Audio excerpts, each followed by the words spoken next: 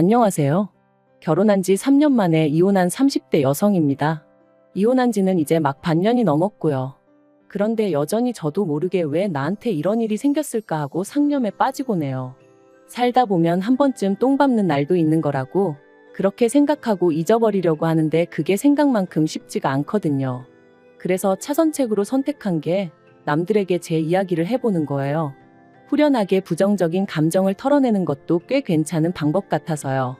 남편을 만나기 전, 저는 대기업은 아니었지만 그래도 비교적 이름난 회사를 다니던 직장인이었습니다. 커리어에 대한 욕심이 있다 보니 주변은 둘러보지 않고 오로지 경주마처럼 앞만 보고 달리는 사람이었고요. 그리고 그렇다 보니 결혼은커녕 연애 한번 제대로 해보지 못하고 어느새 30을 넘겼는데 그럼에도 불구하고 급하다는 생각은 안 들대요. 그래서 나는 결혼하고는 크게 인연이 없는가 보다 했었는데 생각지도 못한 어쩌면 평생 나와 같이 늙어갈지도 모르겠다 생각했던 단짝 친구가 어느 날 갑자기 시집간다며 청첩장을 주는 게 아니겠어요? 정말이지 그때 제가 받은 충격은 뭐랄까. 누구보다 빨리 앞으로 달려나가고 있다고 생각했는데 어쩌면 나만 뒤처지고 있었던 건 아닐까 싶은 게 그리고 그때부터 정말 마음이 조급해지더라고요. 나도 더 늦기 전에 내 짝을 만나야 한다 뭐 그런 나름대로 강박이 생긴 것처럼 말이죠. 그런데 그런 제 마음을 제 후배가 눈치라도 챘던 건지 자기가 아는 오빠 중에 너무 괜찮은 사람이 있어서 그런다며 소개팅 자리를 만들어 주었고 그렇게 만나게 된 사람이 남편이었어요. 남편은 당시 식당에서 일을 하고 있었는데 말하기로는 시부모님이 향후 몇 년 이내에 은퇴를 하실 예정이고 그러면 자기가 물려받게 될 거라고 했습니다. 그래서 원래는 주말에만 도와드리곤 했었는데 저와 만나기 얼마 전 아예 회사를 관두고 식당 일에 뛰어들었다고 하더라고요. 그러면서 자기 이야기를 늘어놓는데 솔직히 처음에는 좀 별로다 싶었어요. 제 이야기를 들어주기보다는 자기 얘기를 하기에 바쁜 사람 같았으니까요. 하지만 대화를 좀 더 나눠보니 가족애도 있고 책임감도 있고 속이 깊은 사람 같더라고요. 그래서 남편이 한 번 더 만나고 싶다 했을 때 그러자 했네요. 그리고 그 이후로 몇 번의 만남을 더 갖게 되었고 그 인연이 이어져 부부의 연까지 맺게 되었죠. 남편과 결혼하던 당시 시댁에서 2억을 해주셨고 친정에서도 그와 비슷한 수준으로 지원을 해주셨습니다.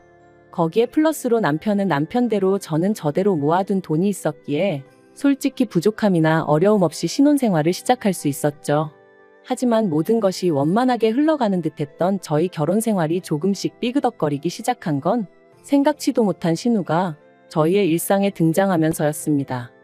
남편에게는 위로 6살 많은 누나, 그러니까 신우가 있었는데 저는 결혼식 당일을 제외하곤 한 번도 신우와 따로 만남을 가져본 일이 없었어요. 남편이 몇 번이나 자리를 만들어 보려고 했었지만 매번 이런저런 이유로 신우가 약속을 파토냈었거든요. 그리고 솔직히 저는 그런 일들이 몇 번 반복되고 나니 남편에게 말은 못했지만 신우가 나를 싫어하나 뭐 그런 생각도 들대요. 그리고 신우 쪽에서 자꾸 약속을 파토내는데 저라고 그래도 만나요 하고 매달리는 것도 웃긴 것 같고 그래서 뭐 보게 되면 보는 거지 하고 내버려뒀더니 정말 결혼식 당일이나 되어서야 만나게 되었답니다. 그런데 다들 아시겠지만 결혼식 당일에 신부였던 제가 무슨 정신이 있어서 신우를 챙길 수가 있었겠어요? 남편 누나라니까 인사하고 뭐 그게 다였죠. 그리고 신혼여행 다녀와서 시댁에 인사를 갔던 날이었습니다. 어머님이 저더러 집에 가면 신우한테 전화 한 통 해주라면서 결혼식 당일날 제가 자기를 본체만 채 하더라며. 벌써부터 기어오르려고 드는 건지 뭔지 모르겠다. 한두 살 차이도 아닌데 어떻게 윗사람 대우를 안 해주냐 하며 서운해했다대요. 듣고 있는데 정말 황당했습니다. 그런 말을 하는 신우도 그런 신우한테 따끔하게 한마디 해주시진 못할 망정 오히려 말을 전하시는 어머님도 솔직히 얼마나 실망스러웠는지 몰라요. 하지만 그때만 하더라도 이제 갓 시집 온 입장이었던 만큼 제 목소리를 크게 내고 싶은 생각은 없었습니다. 그래서 그냥 어머님 말씀대로 신우에게 전화했고 그날 신경 써드리지 못해서 죄송하다 했더니 자기가 이번만큼은 그냥 처음이라 뭘 몰라서 그랬다 생각하고 넘어가겠다나요? 그런데 지금 생각해보면 애시당초 그때부터 아니다 싶은 건 아니라고 말을 했어야 하는데 제가 너무 순진하고 바보 같았어요. 아무튼 그런 일도 있었지만 그게 저와 남편의 결혼 생활에 어떤 영향을 미쳤던 건 아니었어요. 적어도 저는 그렇게 생각했죠. 하지만 결혼하고 1년쯤 됐을 땐가 신우가 시부모님 댁으로 들어간다고 하더라고요. 그런데 시매부랑 다 같이 들어가는 게 아니라 신우만 시조카를 데리고 들어간다는데 혹시 무슨 일이라도 있는 거냐는 제 질문에 남편은 그런 건 아니고 시매부한테 일이 있어서 당분간 떨어져 지내게 되었다면서 제가 신경 쓸 일이 아니라고 말 그대로 쓸데없는 관심 갖지 말라는 식으로 말을 하는 거예요. 그리고 저희 남편이 저한테 그런 식으로 말을 한 적이 거의 없었거든요. 그래서 좀 놀라기도 했고 어떤 의미로는 정말 더 신경이 쓰이대요.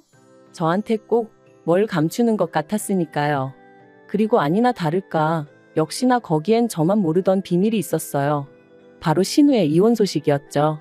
그리고 그 이혼의 이유가 시매부의 바람이라는 걸 알게 되었을 땐 제가 개인적으로 신우를 어떻게 생각하는지 그걸 떠나서 그냥 신우가 안 됐더라고요.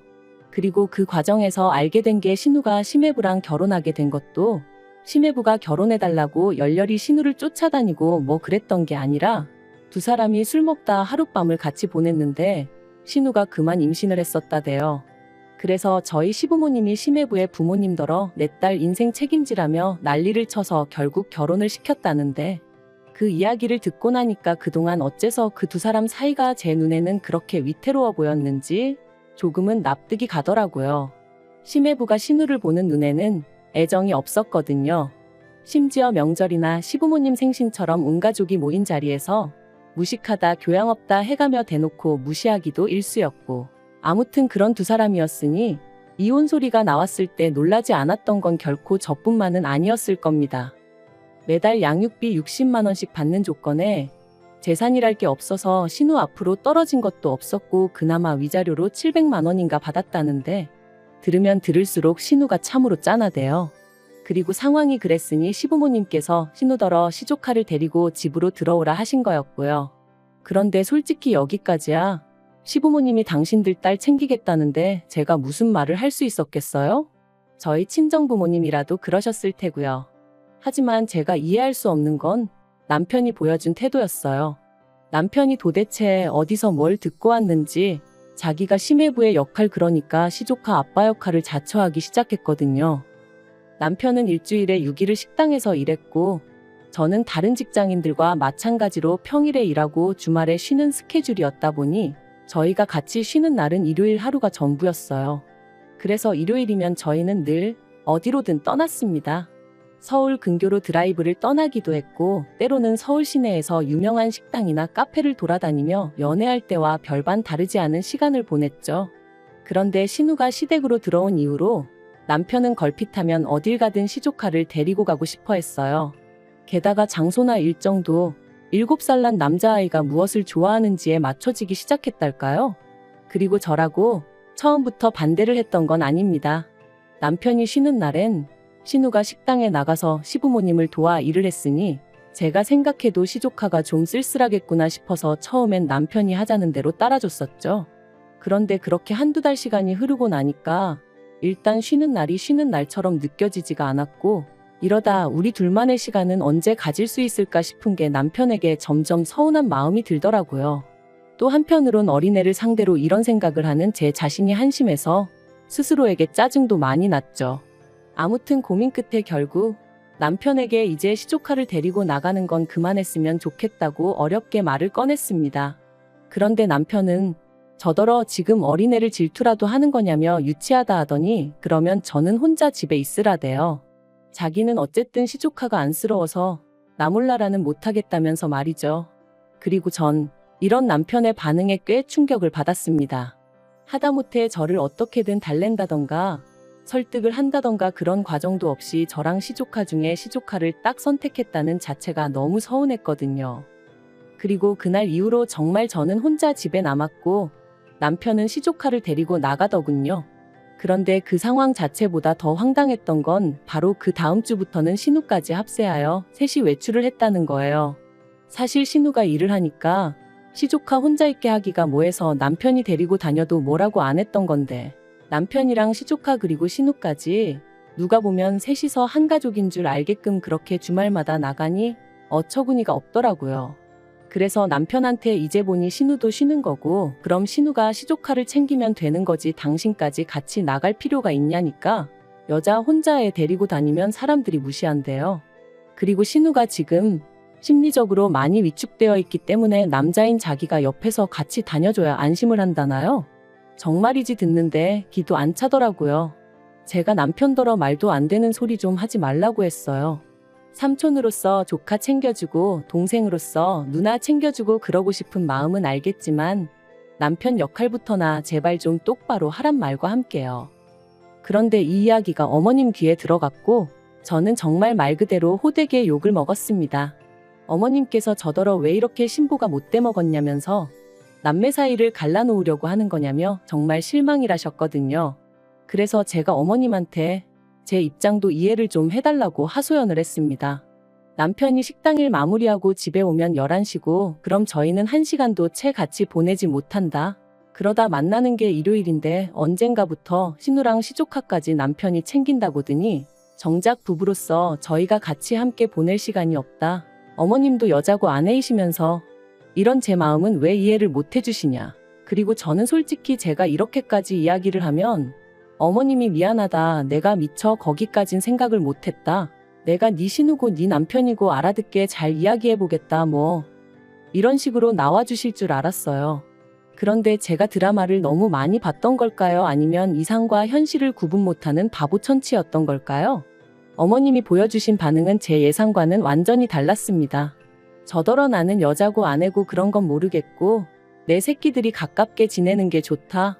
누구건 간에 내 딸한테 상처 주는 꼴 이제는 못 본다. 그게 내 며느리라고 해도 나는 용서 못한다. 도무지 대화가 통하지 않는다는 게 이런 거구나 싶었어요. 그래서 어머님 뜻 잘 알겠다고 그러고 집으로 돌아왔습니다. 집에 돌아와 곰곰이 생각을 해봤는데 도무지 감당을 못하겠더군요.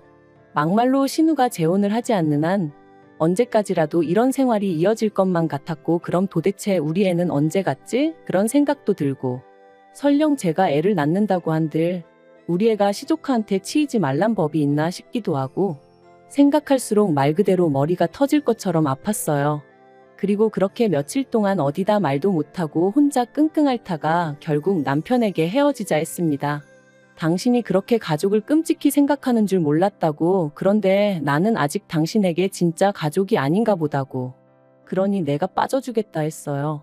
그런데 남편이 그제서야 자기가 평생 신우나 시조카 뒷바라지를 하겠다는 것도 아닌데 왜 이렇게 예민하게 반응하냐며 신우가 불쌍하지도 않냐? 조금만 참아라 그러더라고요.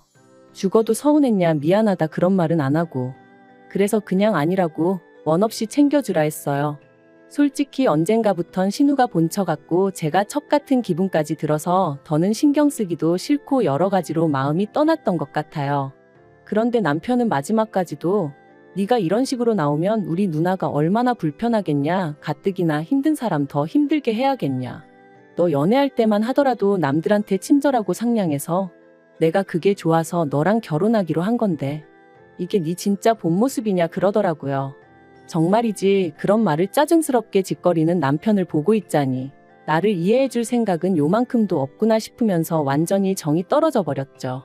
그리고 그렇게 저희는 결국 이혼했습니다. 결혼하고 3년 만에 이혼녀가 된 거죠. 협의 이혼했고 그제서야 어머님이 저더러 너는 왜 이렇게 극단적이니? 네 신우가 너한테 말은 안 해도 속으로 얼마나 고마워하는데 이러니? 이러면 네 신우가 마음이 얼마나 불편하겠니? 그런데 제가 마음을 바꾸질 않으니 이번엔 어머님께선 기어이 내 아들을 이혼남을 만드냐며 저를 가만 안 두겠다 하셨는데 정말이지 그 과정에서 제가 들은 말들은 다시 떠올리기도 싫을 만큼 잔인하고 수준 없고 무식하기 짝이 없었네요. 그래도 뭐 결국 이렇게 남남이 되었습니다. 그리고 지금도 제 선택에 저는 요만큼의 후회도 없어요. 오히려 자유롭게 사람들도 만나고 주말에 늘어지게 잠도 자고 무엇보다 신경 쓰이게 하는 거지 같은 것들이 주변에 없으니 살맛 나는 요즘이랍니다. 한편 이혼 후 남편은 시댁에 들어갔어요. 그러니까 마침내 시댁은 온 식구들이 다시 모이게 된 거죠. 그리고 이건 좀 쓸데없는 소리 같은데 결혼했다가 돌아온 두 자식들을 보고 계신 어머님 아버님은 이제 어떤 기분이실까요? 여전히 어머님 눈에는 가깝게 지내는 남매라서 보기 좋고 서로 돕고 사니 뿌듯하고 그럴까요? 제가 어머님이면 어지간히 속 터질 것 같은데 말이죠. 뭐 아무튼 저와 같은 피해자가 생기지 않도록 두 남매가 오손도손 알콩달콩 평생 서로 의지해가며 살아가길 기도해줘야겠어요.